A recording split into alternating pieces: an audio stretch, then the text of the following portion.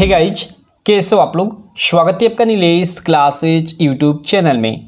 Guys, आज की इस वीडियो में पढ़ेंगे जो क्लास 12 के केमिस्ट्री के चैप्टर 3 यानी इलेक्ट्रोकेमिस्ट्री वैद्युत रसायन का लेक्चर हमने स्टार्ट किया था, उसका लेक्चर नंबर 2।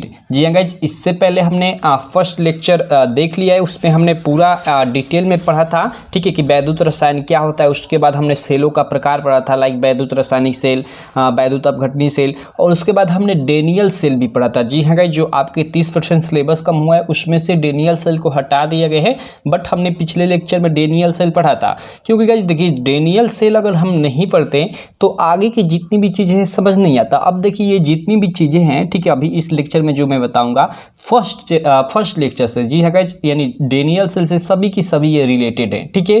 तो चलिए, आपका टाइम वेस्ट ना करते हुए मैं इस वीडियो को शुरू करता हूँ। और गाइज, पिछला लेक्चर आप नहीं देखें तो मैं आपसे रिक्वेस्ट करता हूँ कि यार जाओ आप वो लेक्चर देखो, कि क्योंकि उसमें देखिए हमने काफ़ी सारी चीज़ें, लाइक सेल निरूपण, सेल का हम निरूपण कैसे करते हैं, या सेल अभिक्रिया कैसे लिखते हैं, सेल अभिक्रिया कैसे निकालते हैं, ये सारी चीज़ें हमने पिछले लेक्चर में कवर किया हुआ है, ठीक है।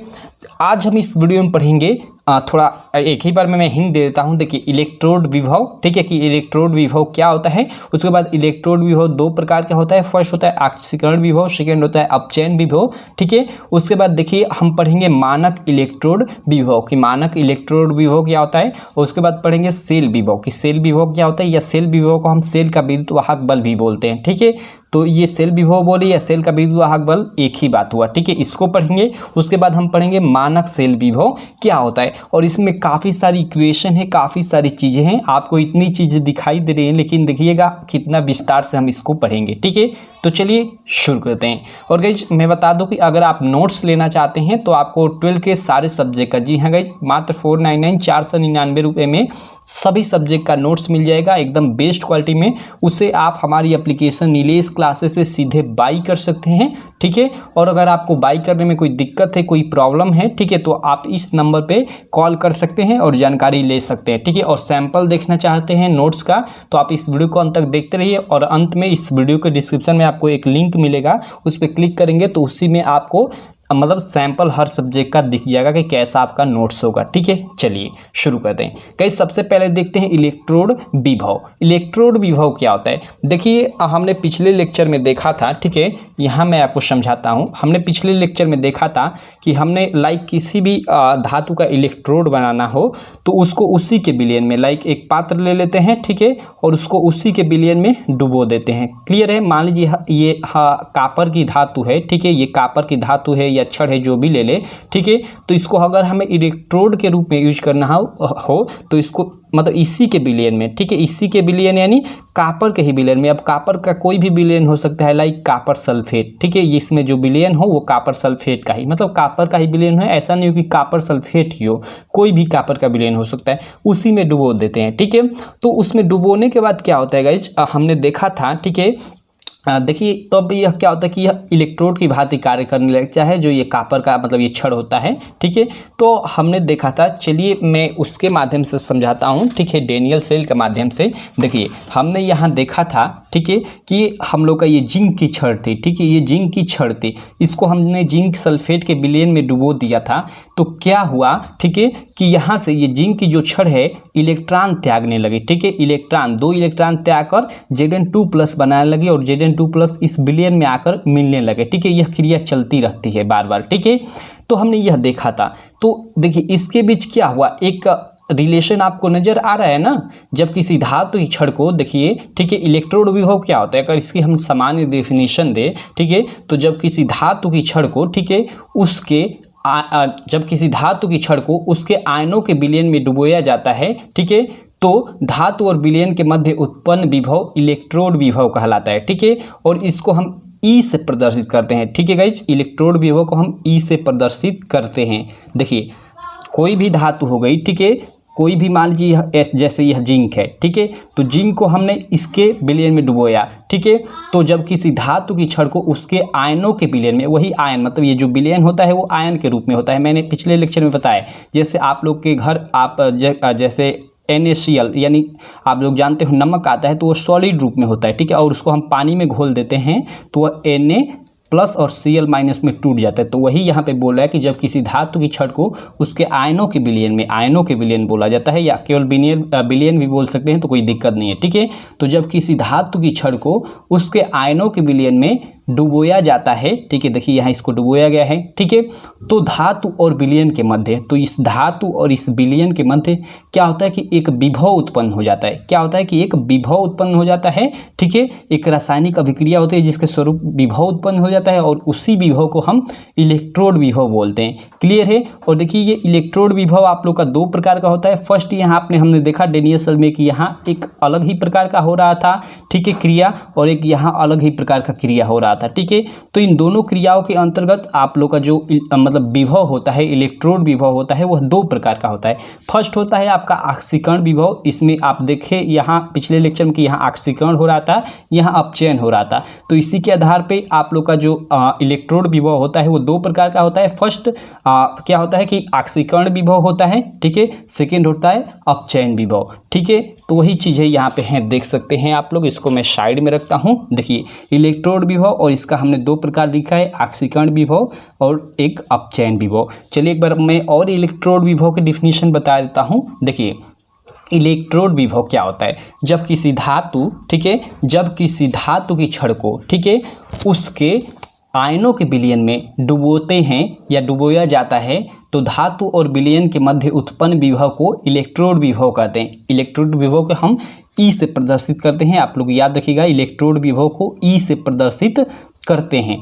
क्लियर है आपको। अब चलिए हम ऑक्सीकरण विभव देख लेते हैं कि ऑक्सीकरण विभव क्या होता है, ठीक है। आई होप आप लोग को इलेक्ट्रोड विभव की डिफिनीशन क्लियर हो गई होगी।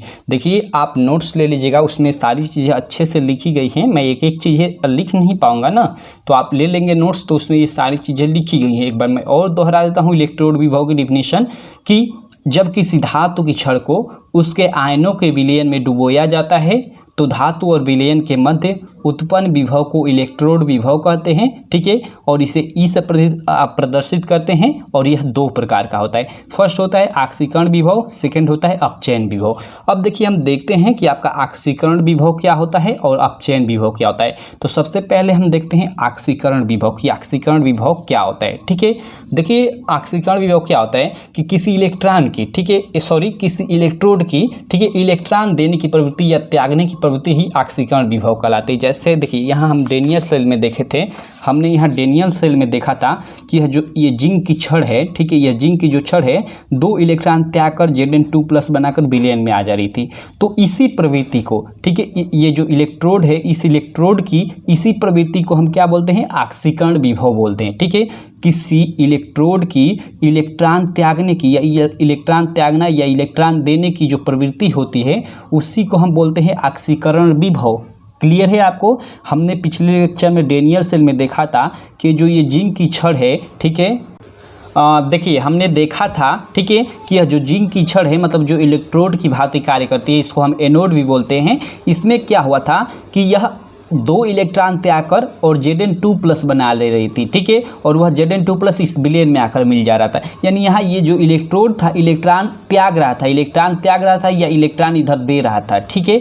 तो इसी प्रवृत्ति को, इलेक्ट्रोड की जो यह प्रवृत्ति है इलेक्ट्रॉन त्यागने की, इसी को हम क्या बोलते हैं, ऑक्सीकरण विभव बोलते हैं। और हमने देखा था कि यह जो इलेक्ट्रॉन, यह इलेक्ट्रोड त्यागा इस धातु तार के माध्यम से इस तरह होकर यहाँ आ जाता था, ठीक है, और इस इलेक्ट्रोड पे आ जाता था, ठीक है। जो ये कॉपर का इलेक्ट्रोड था, इस पे आ जाता था, ठीक है। यानी यह कॉपर का इलेक्ट्रोड इधर से जो इलेक्ट्रॉन आया उसको ग्रहण कर लेता था, और ये जो विलयन से Cu2+ था उसको जाकर उससे क्रिया करके कॉपर धातु बना ले रहा था। यानी एक तरह से बोले तो इस इधर वाला जो इलेक्ट्रॉन इस इलेक्ट्रोड के द्वारा जो त्यागा गया, इधर आकर इस कॉपर धातु ने उसको मतलब ग्रहण कर लिया उस इलेक्ट्रॉन को, ठीक है।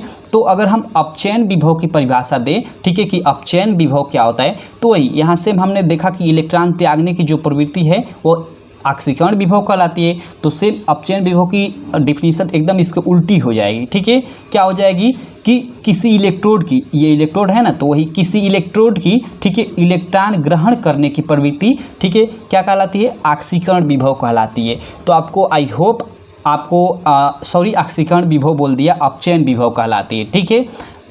आई होप आप लोग को ऑक्सीकरण विभव और अपचयन विभव एकदम अच्छे से क्लियर हो गया होगा। एक बार मैं और इसकी डिफिनीशन दोहराने की कोशिश करता हूँ, ठीक है। देखिए किसी इलेक्ट्रोड की इलेक्ट्रॉन त्यागने की या इलेक्ट्रॉन देने की जो प्रवृत्ति होती है वही क्या कहलाती है, ऑक्सीकरण विभव कहलाती है। क्लियर है आपको। और अपचयन विभव क्या होता है, तो किसी इलेक्ट्रोड की इलेक्ट्रॉन लेने की या इलेक्ट्रॉन ग्रहण करने की जो प्रवृत्ति होती है वह अपचयन विभव कहलाती है। क्लियर है आपको। ये तो हमने देखा इलेक्ट्रॉन त्यागने और ग्रहण करने के आधार पे इलेक्ट्रोड विभव, ऑक्सीकरण विभव, ठीक है, और अपचयन विभव की डिफिनीशन, ठीक है। और अगर हम इसका एक और डिफिनीशन देख सकते हैं, एक और माध्यम से देख सकते हैं, ठीक है। देखिए कैसे, यहाँ देखिए जो यह मतलब यह जो धातु है जिंक, 2 इलेक्ट्रॉन त्याग कर मतलब आयन में परिवर्तित हो जा रही है, ठीक है, Zn2+ में परिवर्तित हो जा रही है। तो इसके आधार पे भी हम ऑक्सीकरण विभव की डिफिनीशन दे सकते हैं कि जब धातु, ठीक है, जब ये धातु है, ठीक है, जब धातु आयन में परिवर्तित होती है, ठीक है, जब धातु आयन में परिवर्तित होती है तो उत्पन्न विभव ऑक्सीकरण विभव कहलाता है। क्लियर है। जब यह धातु क्या करती है कि 2 इलेक्ट्रॉन त्याग कर धातु आयन में परिवर्तित होती है, ठीक है, तो मतलब यहाँ एक विभव उत्पन्न होता है और उसी विभव को हम ऑक्सीकरण विभव बोलते हैं। सेम यहाँ भी वही चीज़, ठीक है, इसके विपरीत हो जाएगा। यहाँ अब देखिए, यह इलेक्ट्रॉन त्याग कर मतलब आयन बना रही थी, तो यहाँ इलेक्ट्रॉन ग्रहण कर धातु बना लेगी, ठीक है। अब देखिए यहाँ हम इसकी अगर आप चयन विभव की डिफिनीशन लिखे, ठीक है, तो जब धातु आयन, ठीक है, यह जो धातु आयन है, क्लियर है, जो विलयन वाला Cu2+ था, ठीक है, इधर वाले इलेक्ट्रॉन को ग्रहण कर क्या बना ले रहा था, कॉपर धातु बना ले रहा था, हमने देखा था, ठीक है, यह हमने पिछले लेक्चर में देखा था, ठीक है। तो इसकी अगर हम डिफिनीशन दें अपचयन विभव की, ठीक है, तो क्या देंगे आयन के आधार पे, ठीक है, आयन के आधार पे डिफिनीशन क्या देंगे, तो जब धातु आयन, ठीक है, धातु में परिवर्तित होता है तो उत्पन्न विभव क्या कहलाता है, अपचयन विभव कहलाता है। इसमें देखिए, इसमें ये धातु आयन था, Cu2+ हमने देखा था, और इधर से जो इलेक्ट्रॉन आ रहा था उसको ग्रहण कर धातु, कॉपर धातु बना ले रहा था, और यहाँ ये इकट्ठा होते जाता, मतलब यह क्रिया लगातार होती रहती है, और यहाँ मतलब यह छड़ है काफ़ी मोटी होती रहती है, और यह छड़ क्या होती है, मतलब यह छड़ पतली होती रहती है। ऐसा क्यों, क्योंकि जिंक जो यहाँ ये जिंक की छड़ है 2 इलेक्ट्रॉन त्यागती रहती है और विलयन में Zn2+ मिलता रहता है। तो आई होप यहाँ तक आपको सारी चीज़ें क्लियर हो गई होंगी। हमने अभी तक देखा, ठीक है, कि आपका इलेक्ट्रोड विभव क्या होता है, उसके बाद हमने देखा ऑक्सीकरण विभव और अपचयन विभव की डिफिनीशन, ठीक है, 2 प्रकार से, ठीक है। एक बार मैं और दोहरा देता हूँ। देखिए, ऑक्सीकरण विभव की डिफिनीशन 2 प्रकार से, आप ध्यान दीजिए, वीडियो को मेरी आवाज़ को सुनकर आप लिख भी सकते हो, ठीक है, और अगर आप नोट्स लिए हो तो कोई दिक्कत नहीं, नोट्स में ये सारी चीज़ें लिखी गई हैं, ठीक है। देखिए, ऑक्सीकरण विभव की डिफिनीशन सबसे पहले इलेक्ट्रॉन त्यागने के आधार पर, देखिए, किसी इलेक्ट्रोड की, ठीक है, किसी इलेक्ट्रोड की इलेक्ट्रॉन त्यागने की प्रवृत्ति ऑक्सीकरण विभव कहलाती है। क्लियर है। अगर हम इसका धातु आयन के आधार पे, ठीक है, आयन के आधार पे अगर ऑक्सीकरण विभव की डिफिनीशन दे, ठीक है, तो जब धातु, ठीक है, जब धातु आयन में परिवर्तित होती है, ठीक है, तो उत्पन्न विभव ऑक्सीकरण विभव कहलाता है। क्लियर है। इसकी डिफिनीशन दोनों प्रकार से आप किसी भी प्रकार से एग्जाम में लिख सकते हो, कोई दिक्कत नहीं है, दोनों सही है। अब देखिए, अपचयन विभव की हम डिफिनीशन देख लेते हैं दोनों प्रकारों से। देखिए, हमने देखा था कि इधर से इलेक्ट्रॉन आकर यहाँ ये कॉपर धातु क्या कर रही थी कि इधर से जो इलेक्ट्रॉन आ रहा था उसको ग्रहण कर रही थी, ठीक है। तो एक तरह से इसकी अगर हम अपचयन विभव की डिफिनीशन देखें इलेक्ट्रॉन के आधार पे, तो हम कह सकते हैं कि किसी इलेक्ट्रोड की, या जो इलेक्ट्रोड था, ठीक है, कॉपर का, ठीक है, तो उसी के आधार पे देखते हैं किसी इलेक्ट्रोड की इलेक्ट्रॉन लेने की प्रवृत्ति, यानी इधर से जो इलेक्ट्रॉन आ रहा था उसको ये ग्रहण कर रहा था, ग्रहण करना या लेना, बात ये ही हुआ। तो लेने की प्रवृत्ति या ग्रहण करने की प्रवृत्ति अपचयन विभव कहलाती है। या अगर हम धातु आयन के आधार पे देखें इसकी डिफिनीशन, ठीक है, तो देखिए इसके आधार पे हम देखेंगे कि जब धातु आयन, यह जो विलयन वाला धातु आयन था, हमने देखा था पिछले लेक्चर में कि यह धातु आयन में, जैसे देखिए यहाँ पे अभिक्रिया भी मैं लिख देता हूँ, जैसे ये Cu2+ था, ठीक है, इधर से जो हम लोग का इधर 2 इलेक्ट्रॉन जा रहा था, ठीक है, इस 2 इलेक्ट्रॉन को ग्रहण कर Cu बना ले रहा था, यानी कॉपर धातु बना ले रहा था। तो अगर इसके आधार पर दे तो हम कह सकते हैं कि जब धातु आयन, ठीक है, धातु में परिवर्तित हो, ठीक है, तो उत्पन्न विभव अपचयन विभव कहलाता है, ठीक है। जब धातु आयन धातु में परिवर्तित होता है, ठीक है, तो उत्पन्न विभव अपचयन विभव कहलाता है। यहाँ तक आपको आई होप गाइज एकदम सारी चीज़ें क्लियर हो गई होंगी। ठीक है, तो देखिए हमने देखा इलेक्ट्रोड विभव की डिफिनीशन। ठीक है, तो इलेक्ट्रोड विभव को हम ई से प्रदर्शित करते हैं और ऑक्सीकरण विभव हमने देखिए पिछले लेक्चर में आपको बताया तो ऑक्सीकरण को इंग्लिश में ऑक्सीडेशन बोलते हैं। ठीक है, ओके, और अपचयन विभव को हम इंग्लिश में ऑक्सीकरण को इंग्लिश में हम ऑक्सीडेशन बोलते हैं और अपचयन को हम रिडक्शन बोलते हैं। ठीक है, क्लियर है आपको। अब देखिए हम चूंकि हमने देखा कि इलेक्ट्रोड विभव को ई से प्रदर्शित करते हैं, तो ऑक्सीकरण विभव को देखिए मैं यहाँ बता दे रहा हूँ। ऑक्सीकरण विभव को ई और नीचे OX लिख देंगे, ये हो गया ऑक्सीकरण विभव को इससे प्रदर्शित करते हैं। क्लियर है, ये आपका हो गया ऑक्सीकरण विभव। या इसको एक और तरीके से हम प्रदर्शित कर सकते हैं ऑक्सीकरण विभव को, किस तरह, ई। अब देखिए ऑक्सीकरण हम लोग का किस क्षण पे हो रहा था, हमने देखा था। ठीक है, कि यह आप लोग का जिंक की क्षण पे हो रहा था। ठीक है, यहाँ पे हम लोग का ऑक्सीकरण जिंक की क्षण पे हो रहा था और यही आप लोग का ऑक्सीकरण विभव उत्पन्न हो रहा था। तो यह जिंक की क्षण पे हो रहा था और जिंक की क्षण को हम एनोड बोलते हैं। ठीक है, जिंक की क्षण को हम एनोड बोलते हैं। तो कहीं कहीं इस तरह से भी आपका लिखा रहेगा। चलिए इसको मैं थोड़ा साइड करता हूँ। ठीक है, यहाँ इस तरह से भी लिखा रहेगा ANODE। ठीक है, तो कोई दिक्कत नहीं, इसको हम EOX से भी प्रदर्शित कर सकते हैं। ऑक्स मतलब ऑक्सीडेशन, और चूंकि ऑक्सीडेशन एनोड पे ही यानी वही जिंक की क्षण पे ही हो रहा था, या इसको E एनोड भी लिख सकते हैं। ठीक है, ऑक्सीकरण विभव के EOX से भी प्रदर्शित कर सकते हैं, E एनोड से भी प्रदर्शित कर सकते हैं। और कहीं कहीं आप लोग ये भी देखोगे कि E लेफ्ट लिखा रहेगा, ई नीचे एल लिखा रहेगा, इसका मतलब लेफ्ट। इसका मतलब देखिए, इसका मतलब लेफ्ट का मतलब कि देखिए यहाँ हम लोग का ऑक्सीकरण मतलब इधर लेफ्ट साइड में ही हो रहा है ना, बाएं साइड में ही हो रहा है ऑक्सीकरण, यानी वही ऑक्सीकरण विभव यहाँ जो उत्पन्न हो रहा है। ठीक है, तो इसीलिए ई एल भी लिख देता है, कोई दिक्कत नहीं, कहीं भी तीनों ये दिखाई दे, इसका मतलब ऑक्सीकरण विभव ही है। क्लियर है आपको। मेनतः आपको ये याद रखना है, EOX से हम ऑक्सीकरण विभव को प्रदर्शित करते हैं, E लिख देते हैं और नीचे इस तरह OX मतलब ऑक्सीडेशन। ठीक है, सेम इसी प्रकार अगर अपचयन विभव को हम देखें, ठीक है, अपचयन विभव, ठीक है, सेम अपचयन विभव को इसी तरह देखें तो चूंकि हम अपचयन को इंग्लिश में क्या बोलते हैं, रिडक्शन बोलते हैं, हमने देखा था पीछे। ठीक है, रिडक्शन बोलते हैं। ठीक है, तो देखिए इसको शार्ट में हम किस तरह, शार्ट में हमने पिछले लेक्चर में बताया था कि इसको RE इस तरह लिख देते हैं। तो अपचयन विभव है, तो अपचयन विभव को RE से प्रदर्शित करेंगे, RED भी लिख देंगे, कोई दिक्कत नहीं। ठीक है, RED लिखने का मतलब आप रेड मतलब लाल मत समझिएगा, इस रिडक्शन से मतलब है यहाँ। ठीक है, तो इसको RED लिखेंगे। क्लियर है, तो आप अपचयन विभव को RED से प्रदर्शित करेंगे। ठीक है, ये नीचे RED, और ऑक्सीकरण विभव को EOX से। ठीक है, ये मेन चीज़ है। ठीक है, इसके अलावा देखिए मैंने बताया कि इसको EOX को हम E एनोड भी लिख सकते हैं। ठीक है, तो इस मतलब ऑक्सीकरण विभव को हम E एनोड भी लिख सकते हैं। तो उसी प्रकार ये जो अपचयन विभव है इसको भी हम E कैथोड लिख सकते हैं। ठीक है, क्योंकि यह क्रिया जो अपचयन की क्रिया है, हमने देखा कि यह किस पे हो रही थी, कैथोड पे हो रही थी। यहाँ एक बार मैं और आपको दिखाना चाहूँगा। देखिए यहाँ अपचयन की जो क्रिया है या अपचयन विभव की क्रिया इस कैथोड पे यानी कॉपर की छड़ पे हो रही थी, और कॉपर की छड़ को हम कैथोड बोलते हैं। ठीक है, तो इसको हम कैथोड भी नीचे लिख सकते हैं, ई कैथोड कई जगह लिखा रहता है।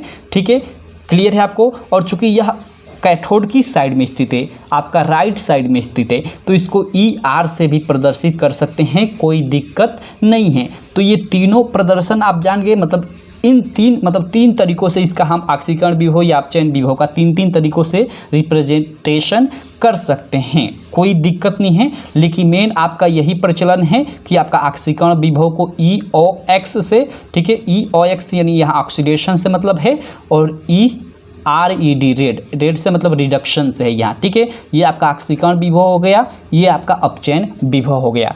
आई होप गाइज यहाँ तक आपको सारी चीज़ें क्लियर हो गई होंगी। चलिए अब हम आगे बढ़ते हैं थोड़ा। ठीक है, आगे बढ़ेंगे गाइज, और थोड़ा एक नोट, आप नोट को लिखवा दूँ आपको। ठीक है, आप नोट में एकदम इसको याद कर लीजिएगा। ठीक है, चलिए यहाँ पे मैं लिख देता हूँ नोट क्या है गाइज, नोट। चलिए लिखता नहीं तो टाइम लगेगा, आप हमेशा याद रखिएगा। ठीक है, जैसे EOX इसका मतलब ऑक्सीकरण विभव, और RED इसका मतलब अपचयन विभव। क्लियर है, RED का मतलब रिडक्शन, OX का मतलब ऑक्सीडेशन।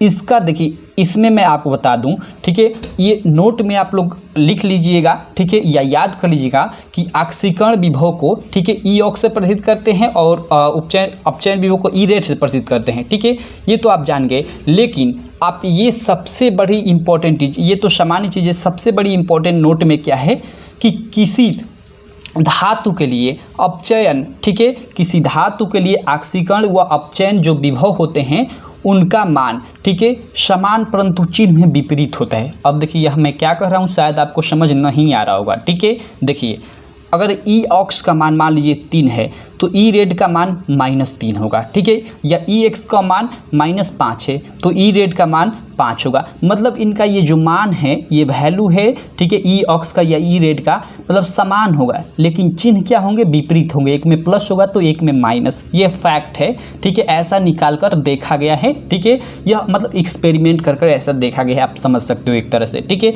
आप केवल ये याद रखिएगा, ठीक है, कि ऑक्सीकरण विभव या अपचयन विभव के जो मान होते हैं परस्पर समान होते हैं, परंतु उनके चिन्ह क्या होते हैं कि विपरीत होते हैं, यानी एक प्लस होता है एक माइनस होता है। ऐसा क्यों होता है अभी इसका मतलब इसको भी मैं बता दे रहा हूँ। चलिए देखिए यहाँ देखिए, देखिए यहाँ देखिए, देखिए यहाँ आप ज़रा देखिए, देखिए हमने देखा था, ठीक है, कि यहाँ से इलेक्ट्रॉन मतलब ये जो जिंक धातु था, ये जिंक इलेक्ट्रोड था, ठीक है, ये जिंक का जो इलेक्ट्रोड था ये इलेक्ट्रॉन त्याग रहा था और ये इलेक्ट्रॉन ग्रहण कर रहा था, यानी ये जितना त्यागेगा ये इतना ग्रहण करेगा, यानी यहाँ ये मोटा होता जाएगा, ये जितना मोटा होता जाएगा उसी अवस्था में ये उतना पतला होता जाएगा। यानी आप क्या कह सकते हो, मतलब एक का बढ़ रहा है तो एक का घट रहा है, तो वही बोल सकते हैं, ठीक है, कि एक का मान क्या होता है कि प्लस में होता है और एक का माइनस में होता है, ठीक है, लेकिन जितना इधर बढ़ेगा उतना ही तो इधर घटेगा, क्योंकि इसी के द्वारा तो दिया गया है।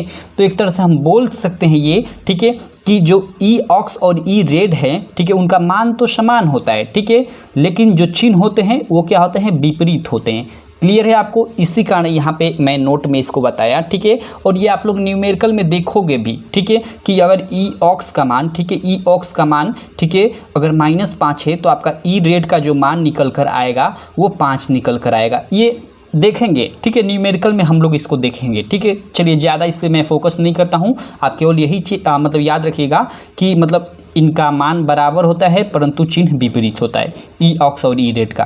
क्लियर है। अब चलिए इसको मैं साइड में रखता हूँ, ठीक है। अब हम पढ़ते हैं आप लोग का मानक इलेक्ट्रोड विभव क्या होता है। हमने अभी ऊपर देखा था इलेक्ट्रोड विभव, तो हम देख लेते हैं मानक इलेक्ट्रोड विभव। देखिए इस मानक से कुछ ज़्यादा मतलब नहीं है, ठीक है। मानक मीन्स एक कंडीशन हो गई, मतलब हम एक मानक मान लेंगे, ठीक है, कि मतलब इनकी क्रिया जो है एक निश्चित ताप या दाब पे कराई जाए, ठीक है। आप मेरी बातों को समझ रहे हैं ना। जैसे इलेक्ट्रोड विभव था तो उसकी क्रिया हम किसी भी ताप पर किसी भी दाब पे करा दे रहे थे, कोई दिक्कत नहीं थी। लेकिन अगर मानक इलेक्ट्रोड विभव ले तो उसमें हम लोग का टेम्परेचर निश्चित रहेगा, यानी ताप निश्चित रहेगा, दाब निश्चित रहेगा। क्लियर है आपको, उसी को हम मानक इलेक्ट्रोड विभव बोल देते हैं, कोई दिक्कत नहीं। तो अगर हम इसकी सिंपली डिफिनीसन दें, ठीक है, तो एक अर्धसेल में, चूंकि हम लोग के हमने देखा था, ठीक है, डेनियल सेल में कि इधर वाला जो एक पार्ट था उसको अर्धसेल बोलते हैं, इधर वाला एक जो पार्ट था उसको अर्धसेल बोलते हैं, ठीक है। तो मान लीजिए एक अर्धसेल के आधार पे मैं डिफिनीशन दे रहा हूँ, ठीक है। तो मान लीजिए एक अर्धसेल में 298 केल्विन ताप पर, ठीक है, 298 केल्विन ताप यानी 25 डिग्री सेंटीग्रेड ताप, समझ रहे हैं ना। तो एक अर्धसेल में 298 केल्विन ताप पर और 1 मोल प्रति लीटर सांद्रता के धातु में, ठीक है, इलेक्ट्रोड का विभव मानक इलेक्ट्रोड विभव कहलाता है, ठीक है। इसे ई नॉट से, ठीक है, देखिए इलेक्ट्रोड विभव को, चूंकि हमने इलेक्ट्रोड विभव को हमने देखा कि ई से प्रदर्शित करते हैं, ठीक है, और जब यही मानक लग जाए तो इसके ऊपर ये नॉट लग जाता है। क्लियर है, ई नॉट। क्लियर है आपको, मानक इलेक्ट्रोड विभव को ई नॉट से प्रदर्शित करते हैं, ठीक है। तो ई में और ई नॉट में आपको अंतर समझ में आ गया। इस ई को हम इलेक्ट्रोड विभव बोलते हैं और इसको हम ई नॉट को क्या बोलते हैं, मानक इलेक्ट्रोड विभव।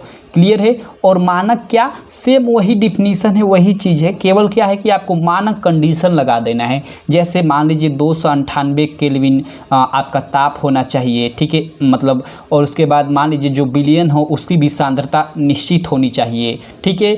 या कहीं अगर दाब की आवश्यकता हो तो दाब भी आपका निश्चित होना चाहिए। क्लियर है। तो यही हो गया आपका मानक इलेक्ट्रोड विभव की डिफिनीशन, सामान्य से डिफिनीशन। ठीक है, एक बार मैं और पढ़ देता हूँ, आप ध्यान से मतलब सुनिएगा मानक इलेक्ट्रोड विभव की डिफिनीशन। ठीक है, एक अर्धसेल में 298 केल्विन ताप पर तथा 1 मोल प्रति लीटर के सांद्रता, ठीक है, 1 मोल प्रति लीटर सांद्रता के धातु के विलयन में इलेक्ट्रोड का विभव मानक इलेक्ट्रोड विभव कहलाता है और इसे E0 से प्रदर्शित करते हैं। चलिए एक बार और मैं इसके माध्यम से समझा देता हूँ। ठीक है, देखिए हमने देखा था कि डेनियल सेल में हम इसको इलेक्ट्रोड को इस विलयन में किसी भी ताप पे हम ले सकते हैं, कोई दिक्कत नहीं है। ठीक है, या हम लोग मतलब को इस मतलब ये जो इसमें जो विलयन जिंक सल्फेट का यूज हुआ है इसकी कुछ भी सांद्रता हो। ठीक है, तो ये आप लोग का मतलब ये इलेक्ट्रोड विभव की मतलब एक तरह से मतलब ये संरचना थी। लेकिन अगर यहीं पे हम मानक स्थिति में ले लें इसको, मानक स्थिति में मतलब इस पूरा इस अर्धसेल का जो ताप हो 298 केल्विन हो। ठीक है, और जो यह विलयन हो, ठीक है, इस विलयन की जो सांद्रता हो, विलयन की जो सांद्रता हो, ठीक है, विलयन की सांद्रता अगर 1 मोल, ठीक है, 1 मोल प्रति लीटर हो, ठीक है, तो इस पर इलेक्ट्रोड का जो विभव होगा वही मानक इलेक्ट्रोड विभव कहलाएगा। ठीक है, और मानक इलेक्ट्रोड विभव को हम E0 से प्रदर्शित करेंगे। क्लियर है आपको सारी चीज़ें? आई होप आप लोग को मानक इलेक्ट्रोड विभव की डिफिनीशन क्लियर हो गई होगी। देखिए ये सारी चीज़ें नोट्स जो हमने बनाया हुआ है, अपने हाथों से खुद लिखा हुआ है, उसमें एक एक चीज़ें हमने लिखी हुई हैं। आप ज़रूर नोट्स ले लीजिएगा। आप नोट्स लेने के लिए, ठीक है, डिस्क्रिप्शन में लिंक है, डिस्क्रिप्शन में हाँ लिंक है, वहाँ से आप मतलब एक लिंक होगा, ठीक है, उस पर क्लिक करेंगे तो सारी डिटेल आ जाएंगे। उसमें आपको पेमेंट कैसे करना है या क्या चीज़ें करनी है, या आप को नंबर भी मिल जाएगा डिस्क्रिप्शन में मेरा। अगर आपको समझ नहीं आ रहा है कुछ तो आप कॉल कर लीजिएगा सीधे सीधे। क्लियर है? चलिए अब इसको मैं साइड में रखता हूँ। ठीक है, आई होप आप लोग को मानक इलेक्ट्रोड विभव क्लियर हो गया होगा कि एक अर्धसेल में 298 केल्विन ताप पर, ठीक है, और 1 मोल प्रति लीटर सांद्रता के धातु के विलयन में इलेक्ट्रोड का विभव मानक इलेक्ट्रोड विभव कहलाता है। ठीक है, मतलब इसका देखिए, इसका जो ये इलेक्ट्रोड हो, ठीक है, अगर ये मतलब अर्धसेल में इसका पूरा का पूरा ताप 298 केल्विन हो और जो ये मतलब ये जो विलयन है, ठीक है, इसकी सांद्रता 1 मोल प्रति लीटर हो, ठीक है, तो जब इसमें हम इस इलेक्ट्रोड को डुबाएंगे तो इसका जो विभव उत्पन्न होगा, ठीक है, वही क्या कहलाएगा? मानक इलेक्ट्रोड विभव। और मानक इलेक्ट्रोड विभव को हम E0 से प्रदर्शित करते हैं और इलेक्ट्रोड विभव को केवल E से प्रदर्शित करते हैं। क्लियर है? अब देखिए आप कहोगे कि चूंकि हम लोग का ऑक्सीकरण विभव को तो ही हम मानक ऑक्सीकरण विभव के आधार पे मतलब इसकी डिफिनीशन देख सकते हैं। हाँ, कोई दिक्कत नहीं, लेकिन आपकी बुक में मानक ऑक्सीकरण विभव या मानक अपचयन विभव का कोई डिफिनीशन नहीं दिया है। लेकिन इसको भी आप जैसे आपने लाइक ऑक्सीकरण विभव की डिफिनीशन देखा ना, इलेक्ट्रॉन त्यागने के आधार पे, ठीक है, आपने देखा कि जब, ठीक है, जब या किसी इलेक्ट्रोड की इलेक्ट्रॉन देने की प्रवृत्ति ऑक्सीकरण विभव कहलाती है। तो उसी के आधार पे अगर हम मानक ऑक्सीकरण विभव की डिफिनीशन दें तो आप वही लिख दोगे, ठीक है, कि मानक ताप, ठीक है, मानक ताप, दाब तथा सांद्रता पर, ठीक है, ऑक्सीकरण का या किसी इलेक्ट्रोड का, ठीक है, इलेक्ट्रॉन त्यागने की जो प्रवृत्ति होती है वही ऑक्सीकरण विभव कहलाती है। जो ऑक्सीकरण विभव की डिफिनीशन है उसके आगे केवल आप मानक दाब, ताप तथा सांद्रता लगा देंगे। क्लियर है? अपचयन विभव के आगे अगर मानक अपचयन विभव की अगर आप डिफिनीशन देंगे तो केवल आगे आप लिख देंगे कि मानक दाब, ताप तथा सांद्रता। क्लियर है? पर अगर कोई इलेक्ट्रोड इलेक्ट्रॉन ग्रहण करता है तो वह या वहाँ क्या होता है कि अपचयन विभव होता है, मानक अपचयन विभव होता है। ठीक है, आई होप आप लोगों को क्लियर हो गया होगा। चलिए मानक इलेक्ट्रोड विभव तक क्लियर। अब देखिए हम सेल विभव देख लेते हैं। सेल विभव को ही हम सेल का विद्युत वाहक बल बोलते हैं। क्लियर है आपको? सेल विभव को हम सेल का विद्युत वाहक बल भी कहते हैं, कोई दिक्कत नहीं। सेल विभव बोले या सेल का विद्युत वाहक बल बोले कोई दिक्कत नहीं है। ठीक है, अब चलिए सेल विभव क्या होता है या सेल का विद्युत वाहक बल क्या होता है। ठीक है, तो देखिए पहले इसका डिफिनीशन देखिए सेल के दोनों इलेक्ट्रोडों यानी एनोड एवं कैथोड के विभवों के अंतर को सेल का विभव या सेल का विद्युत वाहक बल कहते हैं और इसे ई सेल से प्रदर्शित करते हैं। देखिए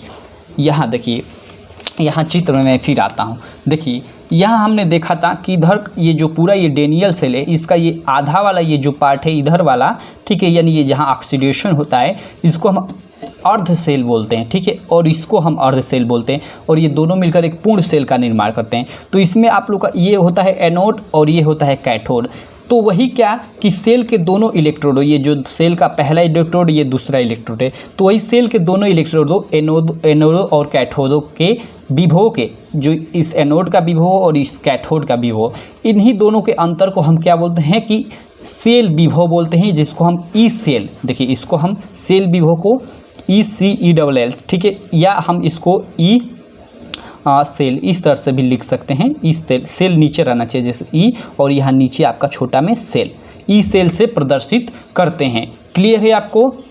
एक बार और मैं इसके डिफिनीशन दोहरा देता हूँ, ठीक है, कि सेल के दोनों इलेक्ट्रोडों, ठीक है, सेल के दोनों इलेक्ट्रोडों, ठीक है, एनोड तथा कैथोड, इसको कोष्ठ में लिख देंगे, सेल के दोनों इलेक्ट्रोडों कोष्ठ में एनोड तथा कैथोड के विभवों के अंतर को, ठीक है, ई सेल, क्लियर है, क्या बोलते हैं, ई सेल, जिसको हम सेल विभव कहते हैं या सेल का विद्युत वाहक बल कहते हैं, ठीक है।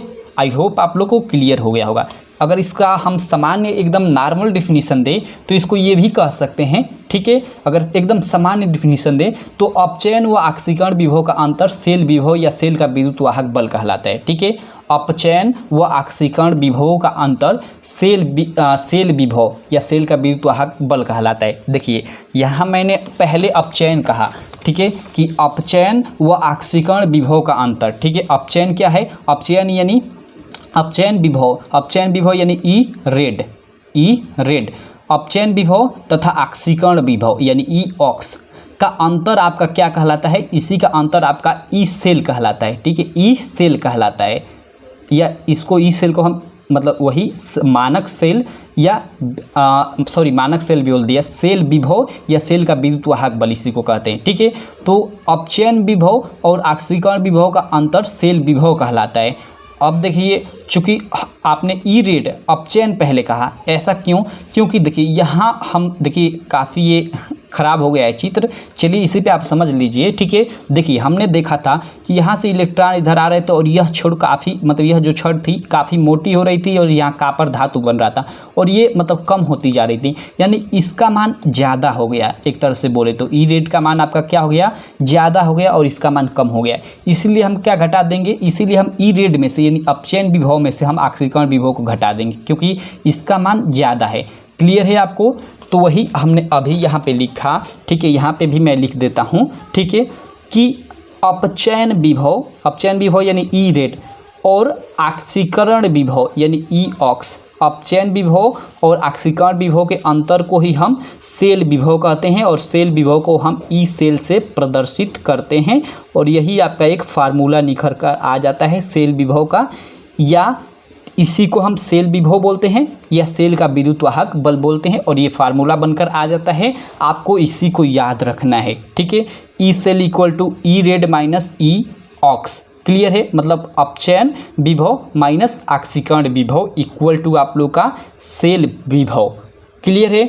आई होप आप लोग को सेल विभव क्लियर हो गया होगा।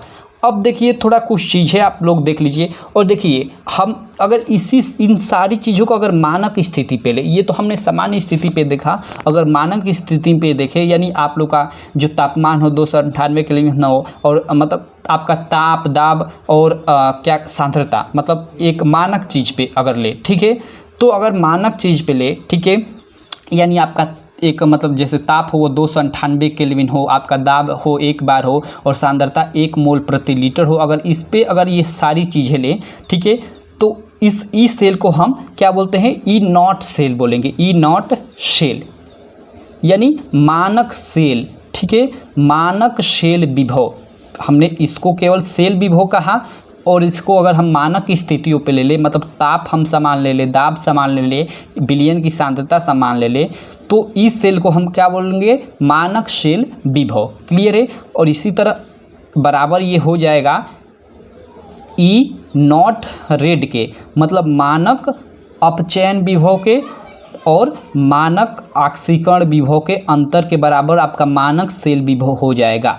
तो ये दो फार्मूला निकल कर आता है आपका, एक सेल विभव का और एक मानक सेल विभव का, ठीक है। सेल विभव equal to E red minus E ox, यानी सेल विभव इक्वल टू अपचयन विभव माइनस ऑक्सीकरण विभव और मानक सेल विभव इक्वल टू आपका मानक अपचयन विभव माइनस मानक ऑक्सीकरण विभव। ये दो फार्मूला बनकर निकल आ जाता है, आपको इसी को याद रखना होता है।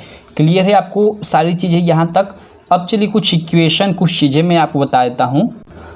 यहाँ थोड़ा देखिए आप लोग, यहाँ मैं एक बार और एक चीज़ लिखता हूँ और समझाता हूँ। देखिए ई सेल, इसको आप इंग्लिश में भी सेल को लिख सकते हैं, यहाँ नीचे कोई दिक्कत नहीं। तो E cell equal to E red minus E ox, इसकी मतलब अभी हमने ये फार्मूला ऊपर देखा, ठीक है। अब देखिए यहाँ आप यहाँ एक इक्वेशन है, आप थोड़ा ध्यान दीजिएगा, ठीक है। देखिए अगर ई सेल हमें मालूम हो, यानी सेल विभव हमें मालूम हो, तो हम ई रेड और ई ऑक्स का अलग अलग मान निकाल नहीं सकते, ये निकालना संभव नहीं है।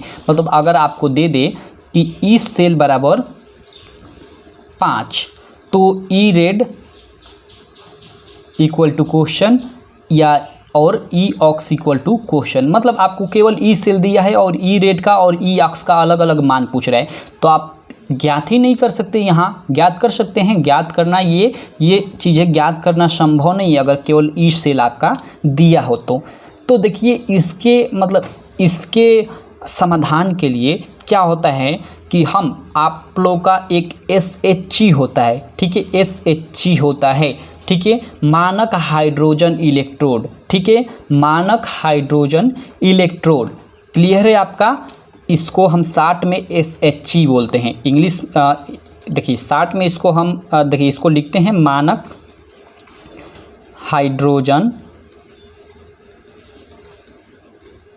इलेक्ट्रोड, और इसको हम शॉर्ट में बोल देते हैं SHG, ठीक है।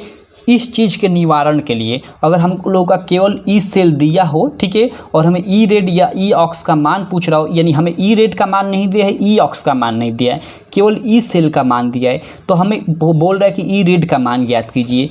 तो इसके निवारण के लिए, चूँकि यह तो निकालना संभव नहीं है, ठीक है, क्योंकि अगर ये मतलब ये मालूम रहता, ये मालूम रहता तो इसका मान निकल जाता, लेकिन केवल ई सेल मालूम रहे और इसमें से दोनों में से किसी एक का मान पूछे तो यह निकालना संभव नहीं है। तो इस संभव को, ठीक है, मतलब करने के लिए, ठीक है, इस संभव को सही बनाने के लिए, ठीक है, हम क्या करते हैं कि मानक हाइड्रोजन इलेक्ट्रोड, ठीक है, जिसको हम शॉर्ट में SHG बोलते हैं, इसका प्रयोग करते हैं। इसका प्रयोग क्यों करते हैं? क्योंकि देखिए SHG जो है ना, और यह जो SHG है, ठीक है, ई रेड, ठीक है, यानी आपका ई रेड यानी अपचयन विभव और ई ऑक्स यानी ऑक्सीकरण विभव दोनों की भांति कार्य करेगा। कैसे करेगा ये हम अगले लेक्चर में देखेंगे, थोड़ा इसके बारे में इस लेक्चर में बता देता हूँ, ठीक है। यह दोनों की भांति कार्य करेगा और इसका मान हमेशा SHG का मान जो होता है ज्ञात किया गया है कि हमेशा क्या होता है, 0 होता है। क्लियर है? क्या होता है? 0 होता है।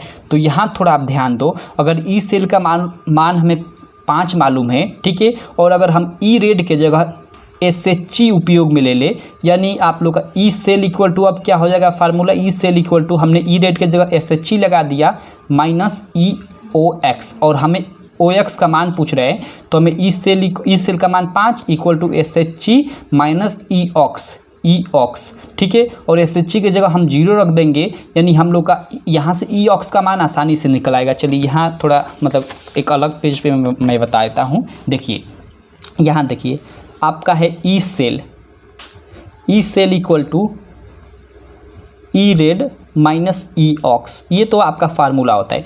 आप लोग को दिया है क्वेश्चन में कि ई सेल इक्वल टू 5, तो ई रेड इक्वल टू क्वेश्चन, ये मतलब ई रेड का मान पूछ रहा है केवल ई सेल का, ठीक है, मतलब ई सेल का मान दिया हुआ है, तो आप मतलब ये संभव नहीं है निकालना। आप ई रेड, ठीक है, ई रेड नहीं निकाल सकते। कैसे निकाल सकते हो?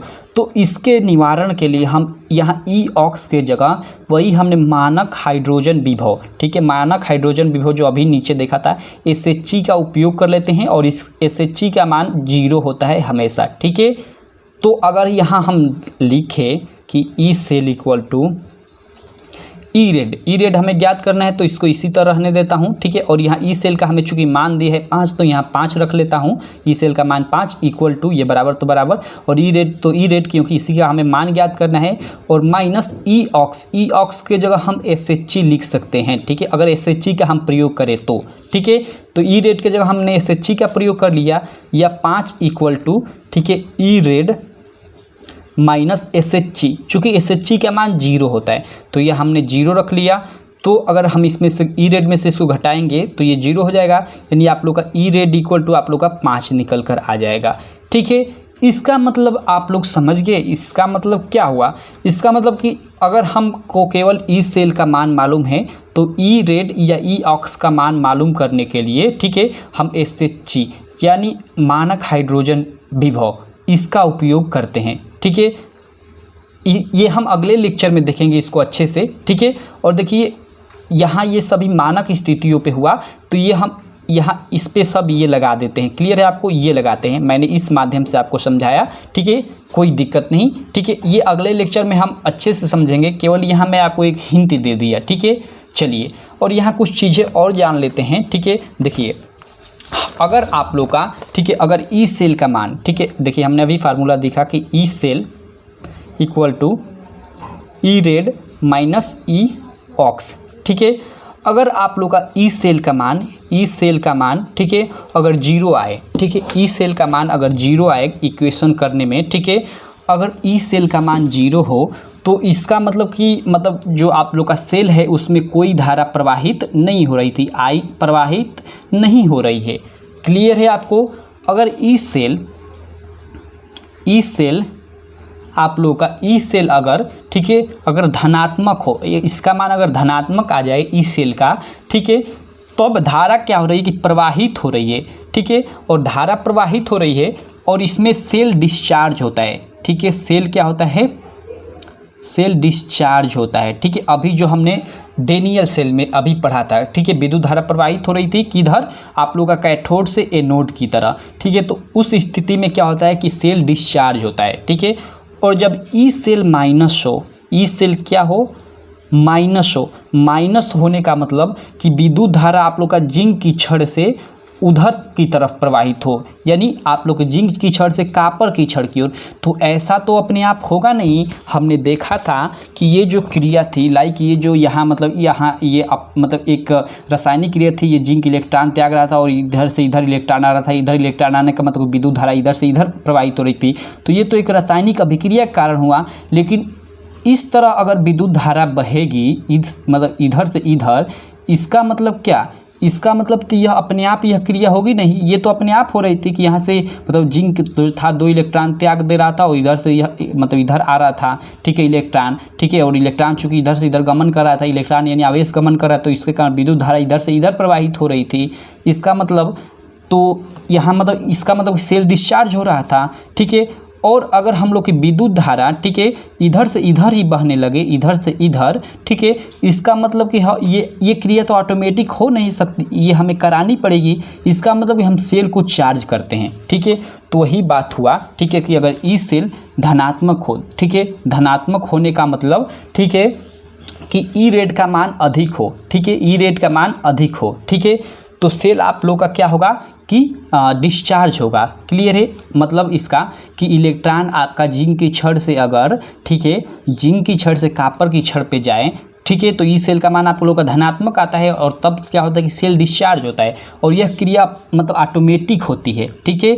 और अगर, ठीक है, अगर ई सेल का मान ऋणात्मक है, यानी एक तरह से बोले कि इलेक्ट्रॉन आपका, ठीक है, या विद्युत धारा जिंक की छड़ से उधर बहे, ठीक है, जिंक की छड़ से आप लोग का, ठीक है, कापर की छड़ की ओर बहे, ठीक है, तो आप लोग का ई सेल तब भी विद्युत धारा बह रही है, ठीक है, विद्युत धारा प्रवाहित होगी, लेकिन उस स्थिति में जो सेल होगा, ठीक है, वह चार्ज होगा। तो आप बस इतना याद रखिएगा, जब ई सेल 0 हो तो कोई विद्युत धारा प्रवाहित नहीं होगी, जब ई सेल धनात्मक हो तो विद्युत धारा प्रवाहित होगी, लेकिन सेल क्या होगा कि डिस्चार्ज होगा, ठीक है। और अगर ई सेल का मान ऋणात्मक आए तो तब भी विद्युत धारा प्रवाहित हो रही है, लेकिन जो सेल है वह क्या हो रहा है, चार्जिंग की स्थिति में है, सेल को हम चार्ज कर रहे हैं, ठीक है। तो आई होप यहाँ तक आपको सारी चीज़ें क्लियर हो गई। ठीक है, तो रहने देते हैं इस वीडियो में इतना ही। ठीक है, अगले वीडियो में आगे हम और भी काफ़ी सारी चीज़ें लाइक SHG जो हमने अभी पढ़ा, ठीक है, SHG यानी मानक हाइड्रोजन इलेक्ट्रोड के बारे में पढ़ेंगे कि मानक हाइड्रोजन इलेक्ट्रोड या हाइड्रोजन इलेक्ट्रोड क्या होता है। क्लियर है आपको? तो रहने देते हैं, अगले लेक्चर में मिलते हैं, तब तक के लिए tata bye bye, thank you.